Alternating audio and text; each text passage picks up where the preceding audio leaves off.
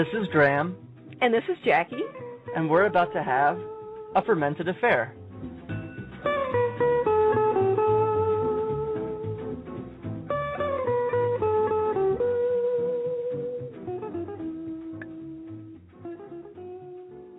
Good afternoon, Graham. How are you? Good. How are you, Jackie?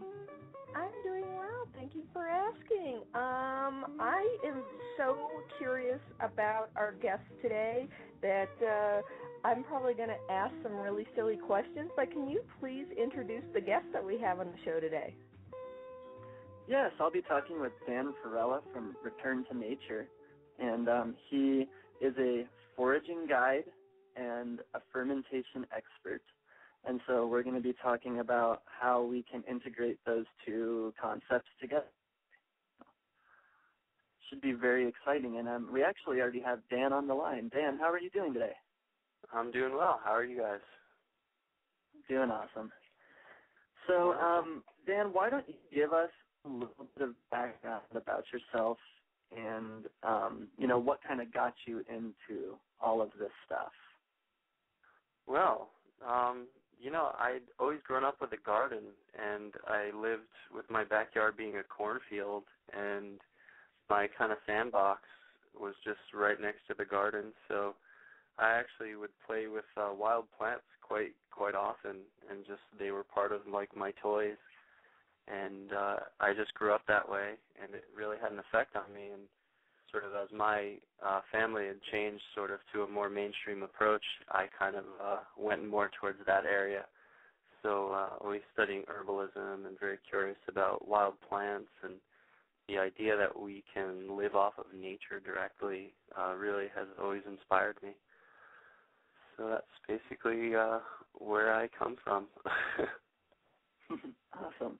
Well, and if anyone's wondering, which I'm sure some people are, can you give a background on what foraging is to you? And Sure. Just basically what the concept sort of entails? Surely. So for me, the concept of foraging is a little unique.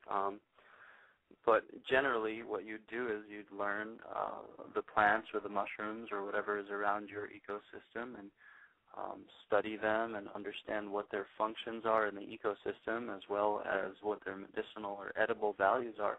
And then you'd pick them sustainably and ecologically and bring them home and prepare them and eat them, and feel such a joy and a pleasure that you're providing your own food. For me, it's almost become like a spiritual practice, in the sense of just really feeling connected to nature in a way that I feel that the culture, that the time period of this culture has not really given me. So going out in nature and sort of finding my own magical, wonderful plants and mushrooms to harvest from has been quite an inspiring process. And Graham, sorry, I said I was going to interject with silly questions, but Dan, I have to ask, because Sure. I've been researching you on your website and everything. You're in New Jersey. Yeah. You're not the typical New Jerseyite, are you? No, I'm holding the front line. Yeah, I just had to, when you think of New Jersey, I don't think you think of a Dan. Well, you think of other people.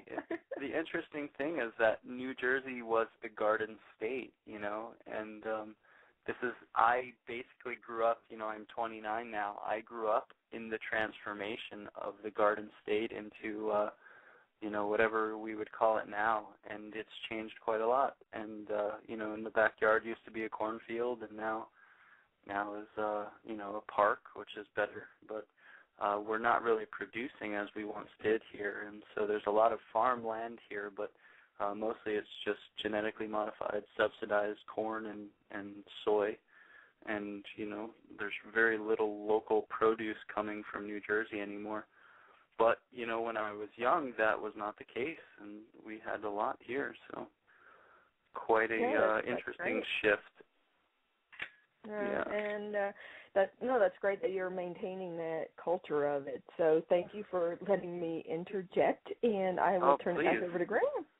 Interject anytime. Well, and that actually goes really well into what I was going to ask is, it says here on your website that you're trying to kind of make this connection between nature and yourself. You know what I mean? And I think that that's a lot of the background of you, and I think if you could talk about that a little bit. Sure. Well, to go ahead and bring out the big gun, we grew up in a culture that is under a cultural paradigm that we were banished from Eden. And I think even if we don't believe that, it's sort of in the subconscious of our roots. And so if we do have a presupposition that we were banished from Eden, I think it's kind of like if you believe you're bad, then you'll do bad things. So I really recognize that we actually are nature, and we're the current extension of nature. So I'm trying to really help that awareness to grow, because when you recognize you are that, you are nature, you're going to treat it differently than if you think you're separate from it. So that's basically, kind of trying to wedge my foot into that place and bring another perspective and another concept. So when people forage and go out there and they connect in that way, often they feel more connected with something greater than themselves. And that to me is sort of the greatest vote I could imagine and the best way to have revolution in consciousness. So, and when you say you're out in doing these types of foraging events, what types of experiences are people kind of having when they're on one of these events? So, basically the physical experiences are that I'm trying to get them to use their senses to engage nature in a way that is safe. And oftentimes it's, the idea is, oh my God, like you can't do this, you'll poison yourself, you'll kill yourself. So then people aren't really in the process of using the senses to engage nature, but there is a methodical way of engaging nature with the senses. Obviously, taste is very last. So I bring them through that process to help to understand like how to read the signals from nature, and help them understand also that what the herbal books are saying come from these processes, these almost meditative processes of what is my body telling me about this sensorial experience, and sort of trying to redust that off. And then what I love to do is end with a foraged salad, so to bring us in and everybody harvest safely and carefully, and kind of bring a salad together and sit together and have a meal directly from nature. That's sort of my goal for each plant walk, but it all depends on what nature shares with us. So. Well, and I think that that's one of the main things too, like you're saying, that you get from an experience like that is the whole the meditative experience of finding your food, and being in nature, and just like you're saying, experiencing that connection. So I really think that's a really wonderful way of putting it. Yeah, and also I see that in our culture we have a very sort of disconnected, victimized perspective. And so that's really giving people a sense of empowerment, like you can do this, you're nature, like this stuff is here, you have more capacity than you were taught that you do. So this is what I see, and hopefully can spread, is just that sense of empowerment. Just like people, if you can collect and purify your own water, suddenly things change a lot. And actually we just had Hurricane Sandy not too long ago, which really did a lot of damage here. The first thing I did with no electricity, I walked outside and I looked across the street and I saw a yard full of food. And that's public property, it was just sitting there, and, some people would call it grass. I would call it a garden. And I was just had the sense of like, wow, this stuff is really paying off. I feel totally safe and comfortable. Right. It's like disaster can strike, but nature still provides, basically. Yeah. Yeah. So, and I think that kind of segues well into what we're going to talk about next, which is, this concept of fermentation. And I think you have a really interesting take on what this all means. So I'll just let you take it from there. Sure. Well, I guess I like to call it like an embodied metaphor, so, or like an allegory. So the idea is culture, and fermentation. And so in understanding some of the alchemical sciences, this process of fermentation comes from alchemy. And it's the fifth process, I believe, in a series of 7 processes. And kind of what their goal was to make scientific experiments and to observe and extrapolate what these scientific experiments mean for the rest of everything, for the rest of cells, for the rest of the planet, how planets interact, to how people interact, to how cells interact. So as most people know, that's sort of the basis of how science came to be. And yet we still have these ideas when we're fermenting that are ancient alchemical ideas, such as the vessel, using salt, and creating transmutation. So really fermenting vegetables is nothing but an alchemical process. And, the more we learn about bacteria and viruses and their interactions, I love to see how that's related to sort of the urban sprawl, or, we have like things like candida overgrowth, which is this one bacteria, or it's a yeast. And so what does that show us in our culture? When we have candida overgrowth, that's sort of like a negative human proliferating. So I like to see those parallels, and yeah. Yeah, and we were sort of talking even this morning about how, fermentation and utilizing these, bacteria and organisms that when you come to look at it, a lot of these organisms and things that we're talking about are living inside of us. And, it's a really interesting, thing that's happening inside your body, whether it's, we're talking about it as almost a battle, but at the same time almost like a symbiotic relationship. And I think that's, when you start discussing fermentation really, alters that whole process that's happening inside your body. And it's such a complicated one that I think it's, just kind of being discovered on that level.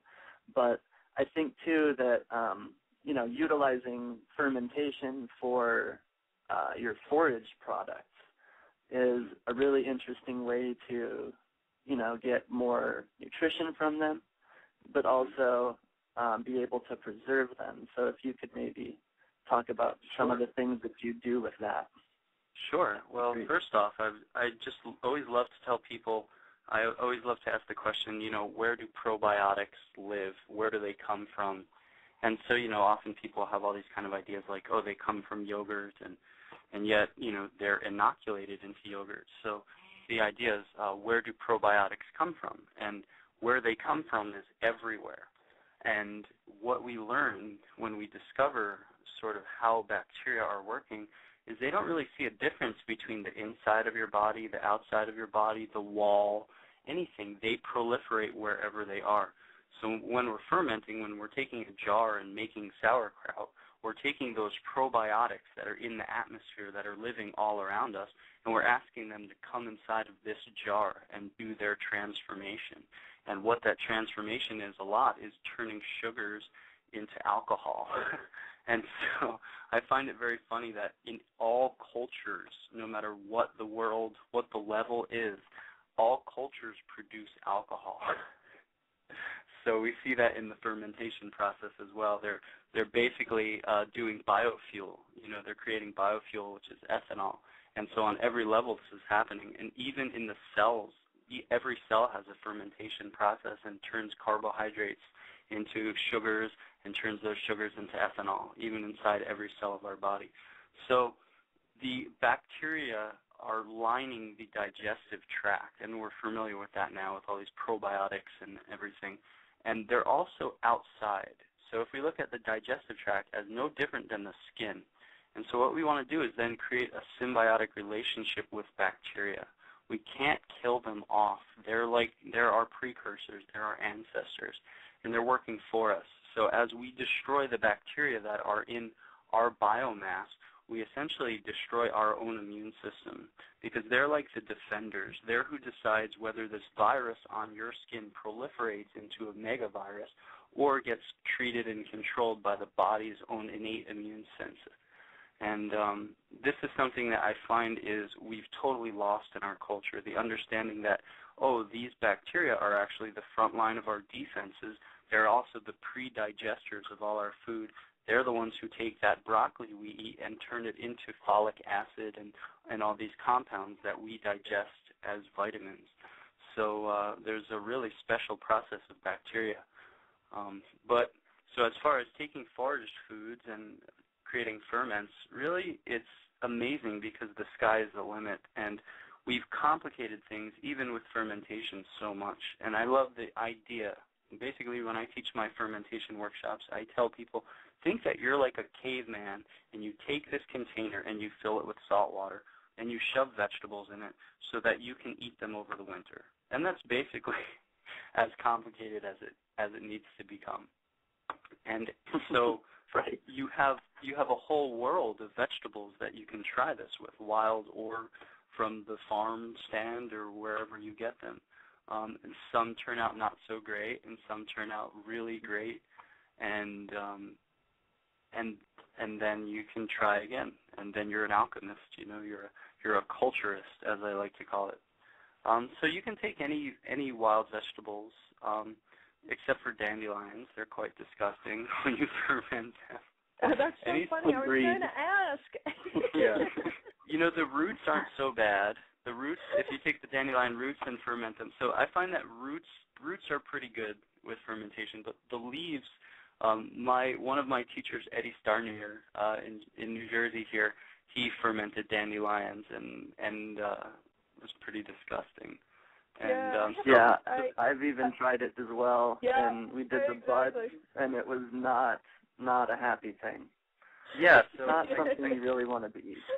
I think a huge thing with fermentation is texture, and if we can consider that the texture of the vegetables going in are what's going to really get us or not. So if you're going to end up with green slime, then not appealing. That's going to really turn you off. But you can, of course, make those into dressings and things like that, salad dressings. So a lot of people are making like fermented hot sauces now, which is really cool. So, those are blended up, sort of macerated fermentation. So those are all possible, and it all depends on how we use it, So if you're using it as a dressing versus taking spoonfuls of it, that's a very different experience.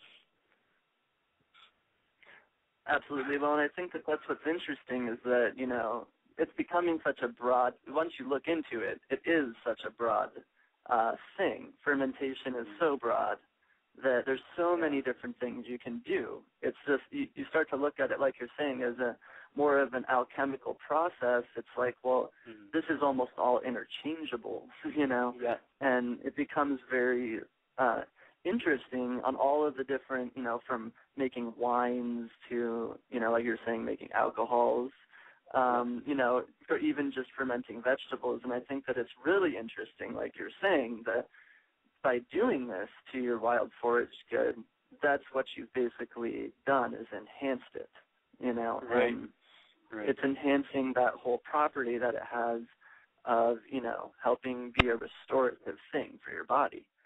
So it's a really interesting thing to be able to integrate those two things together. What you were talking about with foraging, but then integrating this whole fermentation thing into it really makes it this, kind of hands-on, really connecting with your, product that you, or the thing, the living organism really that you, went and found. So by then using all these other organisms, it's a very interesting process. Surely, and not washing it with fluoride and chloride and calling that cleaner, and leaving some dirt on it and allowing those dirts, the bacteria, to be on the plant and fermenting with that creates a safe environment for bacteria that are helpful to us to thrive, and basically makes a sterile environment for bacteria that are harmful to us. So the great thing about fermentation is this word called bioavailability. So the great thing about fermenting is that we actually increase bioavailability. And the interesting way that happens is because these bacteria pre-digest the food. So they break up cellulose. So it's basically like pre-chewing food in a sense, where they're breaking down the cellulose of the plant so that when we consume them, chew them, and swallow them, they're pre-digested. They're more bioavailable. The vitamins are more absorbable into the system. And so they're really, why do they do this? Because it's their house too. Our body is also their house. You know, they live here as well. So they have a vested interest in this planet called my body to be in tip-top condition and putting great bioavailable nutrients in that they use as well. So it's quite an amazing symbiosis that we're experiencing. Absolutely. Well, and we're finding as well that even some of these bacteria and fungi and yeast, they're able to convert some of these, you know, elements that are basic, or you know, the nutrition that's basically in some of these food products, and convert them into more bioavailable proteins even. And so it's this whole, you know, like you're saying, it's this chemical, but also, you know, interesting process that's happening that's breaking down the food into different things that is more easily digestible through your system. So it's really interesting that, you know, these organisms are able to make things more bioavailable, obviously for themselves, but in turn, we can utilize them to make these nutrients more bioavailable for ourselves. And so I think that that's the, like you're saying, really the essence of what you're doing there, you know. Yeah, and I don't even know that there's really a line, and they're doing it for us, you know, and they don't even see a difference. And the other great thing is that when using herbs and fermenting herbs, then you're not only increasing bioavailability of nutrients, but you're increasing bioavailability of chemical compounds. So in a sense, enabling the chemicals that you want from the herbs that you're taking to be enhanced. So fermentation of different herbal medicines is a huge field, is a huge world, and we can, you know, I mean, rosemary, you know, you can somehow find a way to ferment rosemary, and this is where brewing comes in, you know, and so was the original beers made of hops and things like this? Absolutely not. Were they making medicinal brews for medicinal values? Absolutely. So hopefully we can re-inspire that into our culture a little more. Absolutely. That's like what they're doing. They did last year at Telluride Mushroom Festival, and that was one of the things Scott mentioned when he was on our show, was that the brewing company down there has been making a beer for the festival that has chaga, reishi, and several other mushrooms that they've used through the brewing process, but they've also been looking at how can they make these more bioavailable to your body so that when you drink this beer, you're actually gaining the benefits of these fungi. And that's another interesting point, I think, to make really quick, is that you also are quite knowledgeable with fungi. And I think that that's another, as foraging goes, but also just in general, that's something that I think that you also teach about as well. So I think integrating all of these things together is where it really starts to become exciting and interesting. So definitely, right? It feels like we're meant to be that way, you know? It seems kind of natural and normal.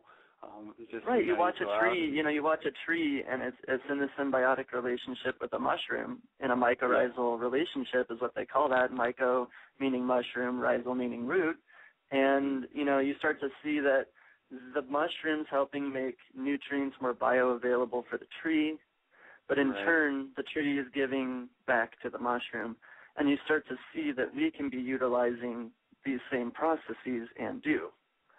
Right. And it, just as the tree does, as we're the tree, right? So the mushroom can help us do the same thing, and we can help mushrooms by feeding them.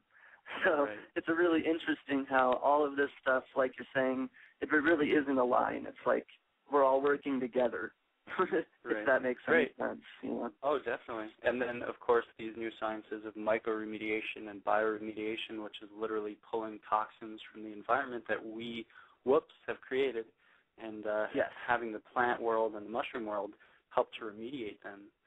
And some of them we've found, too, it's like we've concentrated, we've pulled all these things that are natural out of the environment, and, you know, as well as created some things that maybe weren't necessarily there to begin with.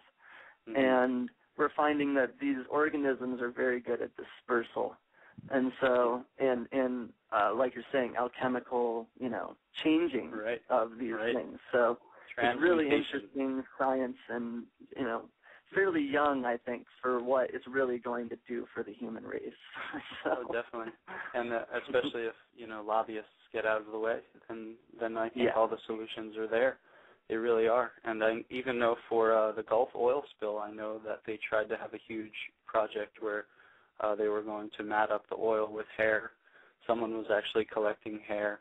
And what they do from there is the oil just bonds right to hair, so they were going to clean up the oil as much as they could with hair, and then do sort of Paul Stamets research about the oyster mushrooms and grow oyster mushrooms on them, and then remediate that hair and break down the oils. Yep, but break down all those hydrocarbons. Yep, we chose dispersants instead. So. Yep. That's where and I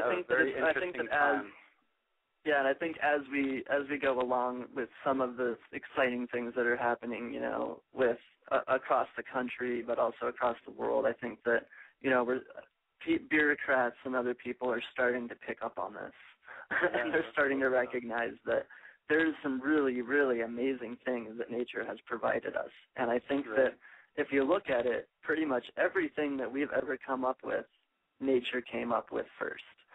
So I think that, you know, looking at nature as your teacher is really what you do, and I think what I do, and I think that's really what we try to promote, is looking around in your natural environment and understanding that this process, while it might seem simple, is the most complex thing we know of. And, you know, it deals with the problems of everyday life, but life in general, all day, every day. You know, 24 hours a day, 7 days a week. And I think that, and it's been doing this, too, for way longer than humans have existed on this planet. So, and that's a belief that I think you share with me as well. So Dan, I know that we're kind of running out of time here, and I really want to get through what you offer. So if you could talk about the services that you offer out in New Jersey, that would be wonderful. Cool. So basically on my website, which is returntonature.us or returntonature.us, I have a whole list of classes there and different offerings, and so anyone's welcome to come hang out there and connect with me there. And I also have a YouTube channel, which is Return to Nature Skills. I also have a Facebook page, which is Return to Nature Skills. So you're welcome to connect on any of that, and I'd love to hear from you, and surely we can talk about all this wonderful stuff. And so basically I just do kind of sporadic and spontaneous plant walks. I just post them up, and I'll be teaching all throughout the year, mostly in New York, New Jersey, a little bit in North Carolina this year, just going around. So please come. Awesome. Well, thank you so much again for joining us on the show. And I'd love to have you back. I think we're planning on doing some little bit more open forums with several different people who are into this. And I'd love to have you back on just to talk about some fun stuff we've been working on, or some fermentation recipes. So we'll have to connect again sometime. So, but thanks again. Thank you. I really appreciate you guys it. for doing. Thank you. Thank you guys for doing what you're doing. I mean, it's very important stuff, and to teach people about bacteria and like that it's your friend and that there's no problems with it is a huge paradigm shift for where we're at right now. You know. Exactly. And I think it's interesting that that's kind of where, you know, people's interest is even going. I mean, you see, you see Gary Linkoff's new book, The Joy of Foraging is the new one, you know. And I think that this says a lot about what people's interest level. I mean, that's where people are at, and that's exciting to see for me, and I'm sure for you as well, being in that type of an industry. You know, I do myco tours, and it's one of those things where, you know, you want people to know about this stuff. That's what I want to do, is spread it. So it's really fun to see that becoming like a hot topic, and seeing that be what people really are looking to as sort of the new, you know, exciting thing that's happening, and even in food. So I think that, you know, connecting all of that together is really, really intriguing. So thanks again, Dan, for joining us on the show. Thank you so much. All right. Well, thank you, everyone, for joining us on A Fermented Affair. If you'd like to find more information about A Fermented Affair, you can find us on Facebook at facebook.com/afermentedaffair. If you'd like to send me a question, you can send me an email at Graham, Graham, at mycotours, mycotours.com, or you can find more information about our tours and our mushroom hunts on our website at mycotours.com. You can also find us on Twitter at Twitter Fermented Affair. Drop the A at the beginning of that, Fermented Affair. If you want to contact me, Jackie, you can find my website, CO for Colorado, COCheesefest.com, or you can email me at Jackie, JACKIE, at echeese.com, and that's simply the letter E, the word cheese, echeese.com.